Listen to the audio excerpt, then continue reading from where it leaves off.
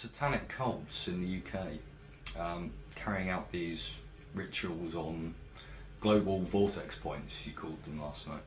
Can you just elaborate on that, give us some examples, possibly tell us where in the UK this type of thing happens? Well, the next thing on from the connections between religion and secret societies and the gods that they worship is Satanism, because that's just another arm of this.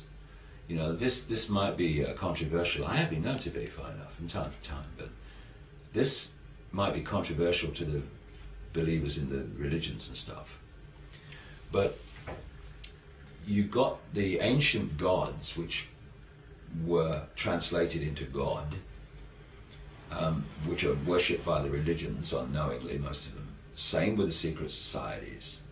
And the same gods, demonic entities as they're called in this case, that are worshipped by the Satanists, are the same gods that are worshipped by the secret societies and the religions unknowingly. In Satanism, it's knowingly. And these gods, these non-human entities, operate just outside the frequency range of human sight, what is known as visible light. It's so important for people to understand that when they look through their eyes, they're not seeing everything that exists in the space they're looking at. We call space anyway. They're looking at merely a tiny frequency range that our five senses can access. It's like a television station. It's like a holographic television station. And it's sharing the same space as all the other realities, what, you know, increasingly the cutting edge of mainstream science are calling parallel universes. And so, in the same space that I'm sitting now, are all the television and radio stations broadcasting to London. I can't see them, they can't see each other. There's a wireless internet in this room now, but we're not aware of it. But you get a computer and you tune it into that wireless internet, suddenly out of the ether, out of where, comes the internet on your computer screen. And this physical form, this body computer as I call it, tunes us in to a certain frequency range, which is what we perceive through the five senses.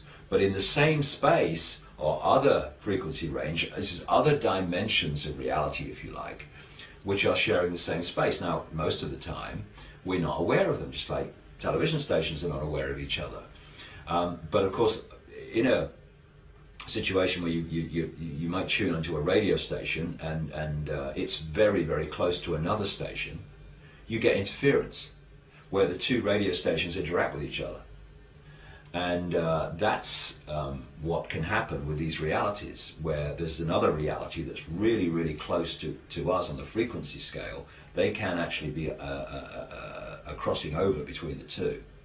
And in satanic ritual, one of the reasons they do it, one of them, is to create an energy environment through the way the ritual is conducted, which allows like a vibrational window or doorway to open, which allows these entities to enter the ritual. I've talked to endless people around the world who've seen this, actually experienced it. Suddenly this seriously horrible, often, looking entity appears in the so-called magic circle, which is a vibrational field. That's what it is. You know, they don't use these pentagrams and stuff just for fun. I mean, some of them might, you know, the lower ones who don't really understand it, but the ones that are really involved, that understand the way reality works and how you can manipulate it, these pentagrams and these various symbols used in Satanism, like the reversed pentagram is the classic satanic symbol, and the circle around it, they are vibrational fields. That's why they do these rituals, and the entity can enter this reality, the range of visible light, in other words what we can see, within that vibrational field, and suddenly the gods appear. And these gods, as they're perceived, feed off human energy. They feed off low vibrational human energy, low vibrational emotional energy, all round based on fear, stress, hatred, guilt, all these things, these low vibrational emotions. And another way they feed off human energy is by human sacrifice. What they do in the sacrifice is they'll have the victim and they go through this ritual, and they build up the ritual to gain maximum terror from the victim. So now there's a tremendous energy, not just of fear, but of absolute terror. And then at the point of sacrifice, that energy is released massively.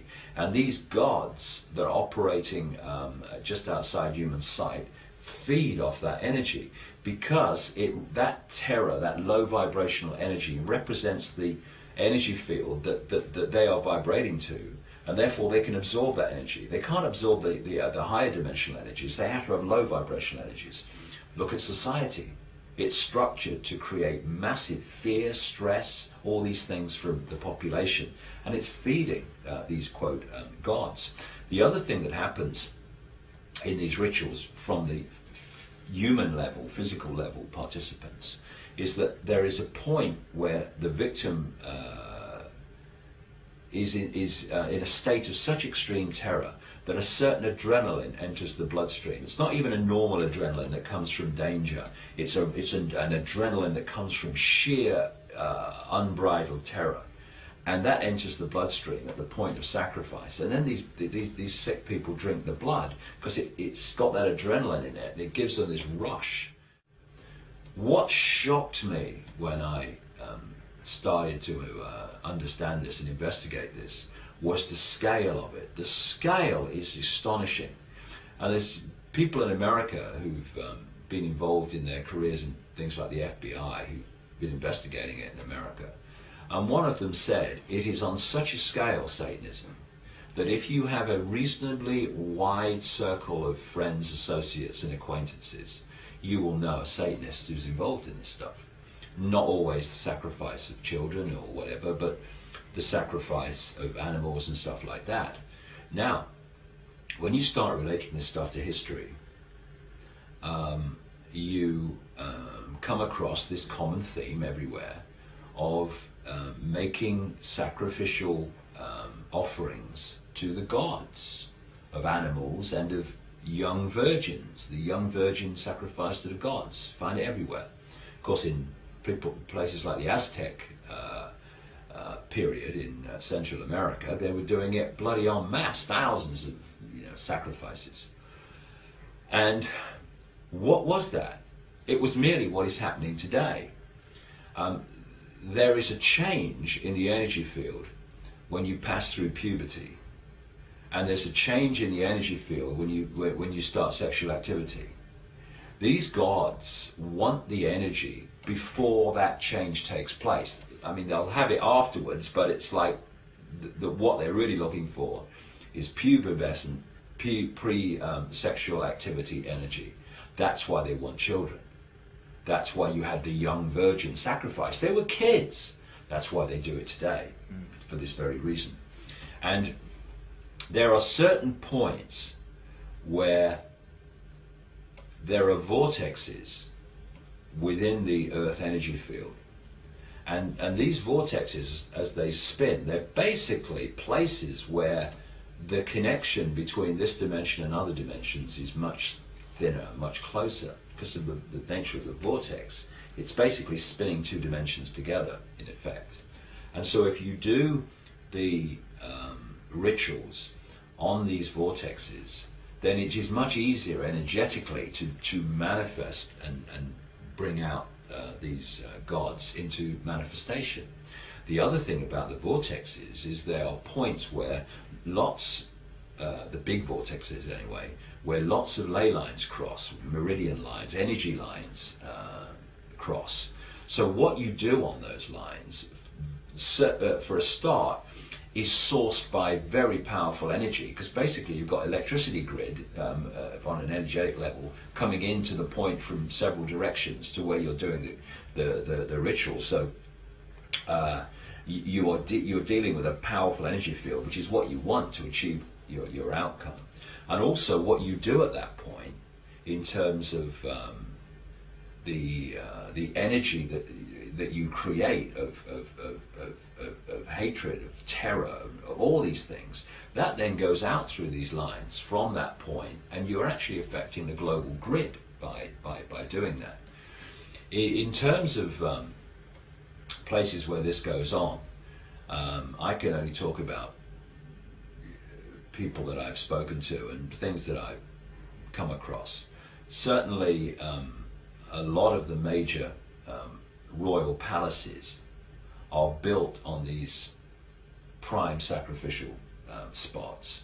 One that keeps coming up again and again is Balmoral in Scotland, where the royal family go, of course, every summer.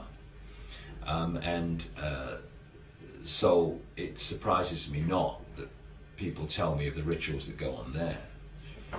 Another place where it seems to go on is Sandringham in Norfolk, and there's many of these places around.